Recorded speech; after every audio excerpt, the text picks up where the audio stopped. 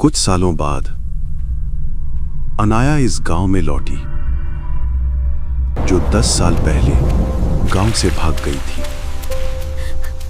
उसका छोटा भाई अभय इमली के पास खेलते हुए गायब हो गया था। लोगों ने कहा शायद कोई जानवर उठा ले गया।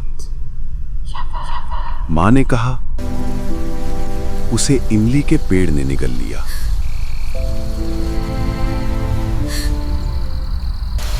और पिता फिर कभी उस रास्ते पर कदम नहीं रखा।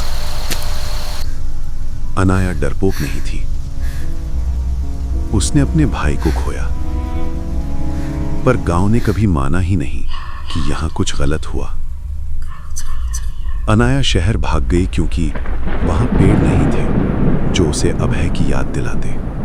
पर अनाया जानती थी उसका भाई अभय इमली के नीचे खेलते हुए गायब हुआ था। वो अपनी मां के बुलाने पर गांव वापस आई थी क्योंकि उसकी मां मरते समय इस झूठ को साथ नहीं ले जा सकती थी।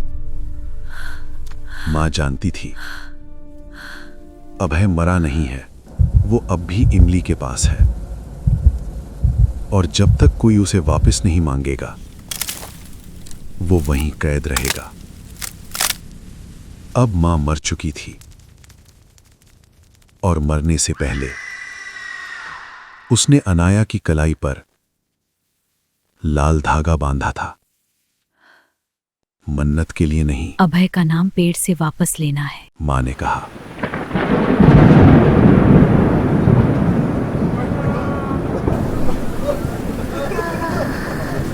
अनाया अमावस्या की रात को इमली के पास पहुंची। इमली का पेड़ अब वैसा नहीं दिखता था जैसा उसने बचपन में देखा था। उसका तना और मोटा हो गया था, जैसे अंदर कुछ भरता जा रहा हो।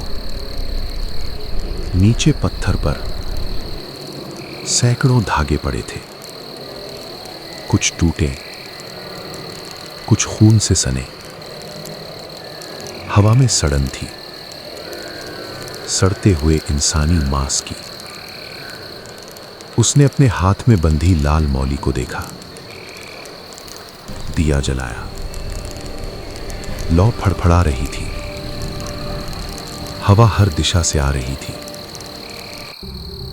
उसने देखा इमली की डालियों पर पहले से लाल धागे बंधे थे, कुछ नए, कुछ इतने पुराने कि धागे काले पड़ चुके थे, जैसे खून सूखकर काला हो गया हो। अनाया ने दूसरी डाल देखी, वहां पहले से 5 धागे बंधे थे। उसे याद आया कुछ साल पहले गांव में 5 लोग अचानक मरे थे। कोई बीमारी नहीं, कोई एक्सीडेंट नहीं, बस नींद में ही मर गए। उसने तीसरी डाल देखी और चौथी। हर धागे के साथ एक नाम, और उनकी मौत उसके दिमाग में उभरती गई, बिना याद किए, बिना सोचे। इमली की जड़ों के पास अंधेरा गहरा हो रहा था। वहां जमीन उभरी हुई थी, जैसे नीचे कुछ दबा हो। तभी दिए की लौ कांपी और पेड़ के तने पर अब आकृतियां दिखने लगी। लकड़ी पर चेहरे जैसे नजर आने लगे, आंखें बंद, मुंह बंद, जैसे किसी ने धागे से सिल दिया हो। वो बस समझ गई, ये पेड़ एक कैद खाना है, मरे हुए लोगों का। इमली के तने के अंदर चेहरे थे, दबे हुए, चिपके हुए, मुंह खुले थे, पर उनमें आवाज नहीं थी। सबकी आंखें एक साथ खुली। सब अनाया को देख रहे थे। इमली के पेड़ से आवाज आई, नाम बांध दो। ये आवाज बाहर से नहीं आई थी, ये उसके सिर के अंदर बोल रही थी। अब है। अनाया फुसफुसाई। जमीन हिली, इमली की जड़ें बाहर आ गई।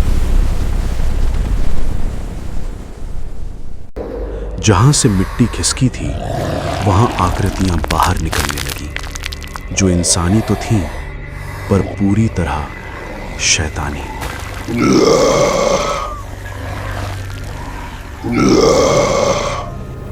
कोई सिर झुकाए था, किसी की गर्दन टूटी हुई,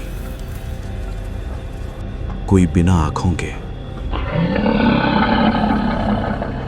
और जो बाहर आए वे लाशें नहीं थीं, वे अधूरे टुकड़े थे।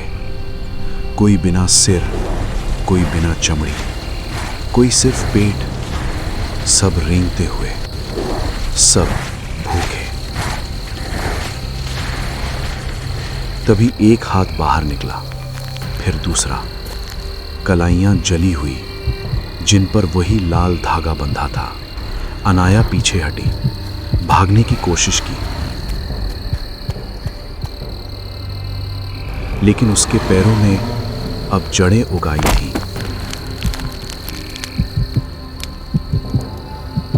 पेड़ के नीचे से बच्चे के रोने की आवाज आ रही थी।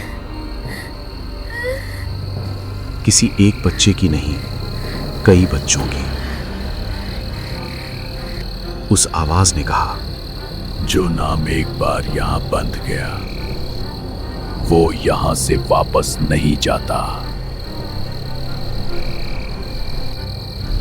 पेड़ का तना खुलने लगा, दरवाजे की तरह। उसके अंदर चेहरे दिखने लगे, बच्चों के और बूढ़ों के। सबकी आंखें बंद थीं और मुंह सिले हुए थे।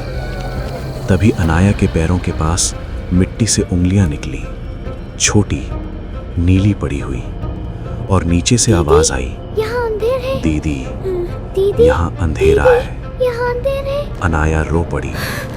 वहां एक नहीं, कई बच्चे मौजूद थे। सबकी आंखें खुली थी, सब सांस नहीं ले रहे थे, उनके मुंह खुले थे। सब एक ही बात दोहरा रहे थे, अब तुम्हारी बारी। अनाया समझ जाती है, वो सिर्फ भाई को नहीं बचा रही, वे सबको आज आजाद कर रही है। लाल धागा उसकी कलाई में अपने आप कस गया, इतना कि चमड़ी फट गई। जो खून टपका, जमीन ने उसे सोख लिया।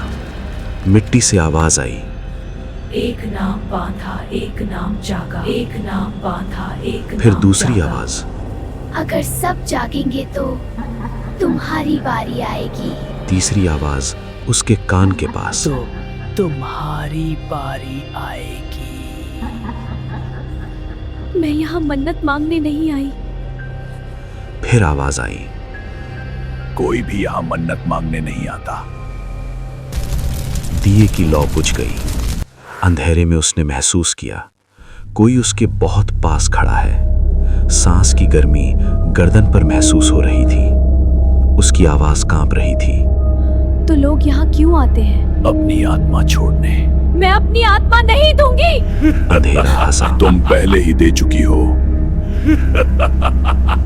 अनाया की कलाई अपने आप कट गई। लाल धागा उसकी नसों से होकर डाल तक चढ़ गया। वो चीखी नहीं, क्योंकि उसके मुंह के अंदर मिट्टी भर चुकी थी। सुबह गांव वालों ने देखा कि इमली के नीचे जमीन सूखी थी, पर अब रात को लोगों को अपने घरों में आवाजें आने लगीं, आईने के अंदर से, किसी के नाम से। और अगर कोई डर कर लाल धागा बांधने जाता तो सुबह उसके घर का दरवाजा खुला मिलता और इमली के नीचे एक नया निशान, पैरों का, जो वापस नहीं जाते।